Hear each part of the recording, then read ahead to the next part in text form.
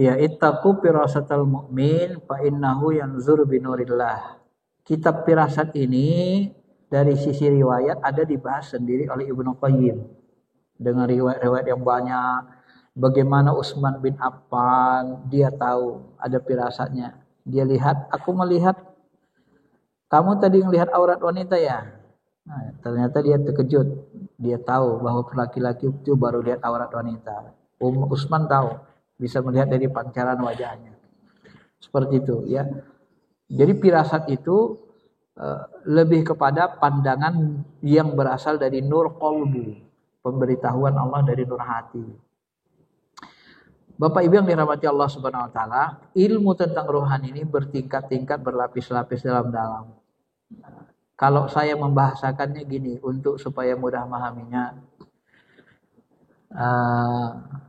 gini ya, kira-kira gini. Radio, gelombang radio ada FM, ada SW1, SW2 dan seterusnya. Itu gelombang radio, itu gelombangnya itu kan nanti bisa menjadi sinyal, kemudian berubah jadi gelombang, kemudian getar, kemudian bisa nanti berubah jadi suara. Siapa yang bisa nangkap suaranya? Yang tersambung ke gelombang FM. Kalau yang nggak tersambung, dia nggak dengar suaranya. Maka nanti, ini saya logikakan, ilmiahkan. Nanti ada masanya kita sambungkan rasa kepada seorang jemaah, seorang mursyid. Ketika disambungkan rasa, nyatu rasa rohaninya, maka muridnya misalnya sedih, gurunya ngerasa sedih juga. Nyampe kemari. Nah, itulah ilmu, rasa ilmu ruh. Itulah makanya ketika orang-orang di Palestina, walaupun mereka jauh dari sini, Pak, ketika mereka menangis, kita ngerasa di sini nyambung.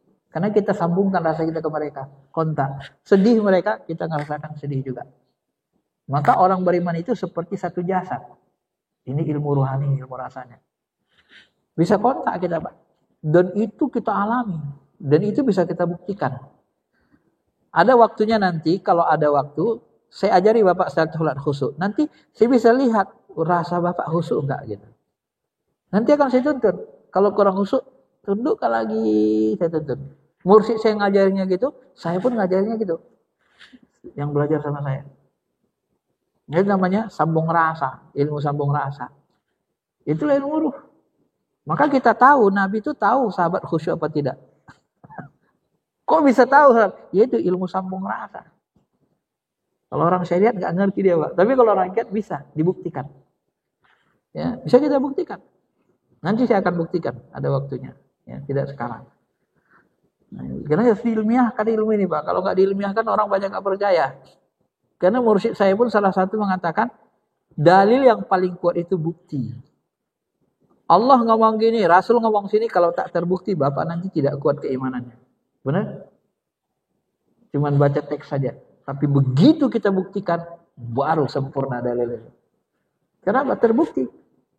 Apa yang dikatakan Allah dan Rasulnya benar. Sesudah dibuktikan. Baru iman sempurna. Maka dalil yang paling kuat itu pembuktian. Dibuktikan ya Pak. Nah gitu. Jadi firasat itu pun begitu. Jadi ketika kita sambung rasa dia, nanti gitu dia teringat dengan masa lalunya, kontak kita, hati kita ngomong. Nah, omongan hatinya itu sampai ke kita Pak. Kita bisa dengar di hati kita, itulah firasat tadi. Ittaqu firasatal mu'min fa innahu yanzuru binurillah. Karena dia melihat dengan cahaya Allah. Cahaya. Maka dia memandang dengan pandanganku. Ini dengan cahayanya. Itu firasatnya. Itu juga itu. Jadi ketika Bapak ngomong di hati, aku dulu pergi teringat, terbayang. Nah, kontak ke mursyidnya. Nah, mursyidnya bisa tangkap itu. Omongan kolbu kita tadi. Ketangkap. Karena disatukannya sinyalnya. Begitu satukannya sinyalnya, udah ketangkap. Akhirnya mursyid ngomong, kamu pernah gini-gini ya? Oh iya, karena tadi hatinya ngomong kayak gitu di dalam kan, teringat begitu. Nah, atau langsung pemberitahuan Allah. Bagaimana caranya? Kita mohon ke Allah, ya Allah, aku mau tahu keadaan muridku. Maka datang ke kolbu kita, muridmu itu begini, ajarkan begini. Nah, itu datang di kolbu kita. Ya, kolbu yang ngomong. Ruh kita yang bicara dalam diri kita.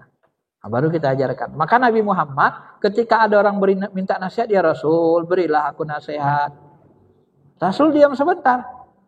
Minta petunjuk. Nah, begitu Rasul dapat petunjuk, la taghdab, jangan marah. Ternyata orang ini suka marah kan? Datang yang satu lagi, itu ya Rasul, aku gini. Beliau nasihat. Lain lagi nasihat Rasul sama orang ini.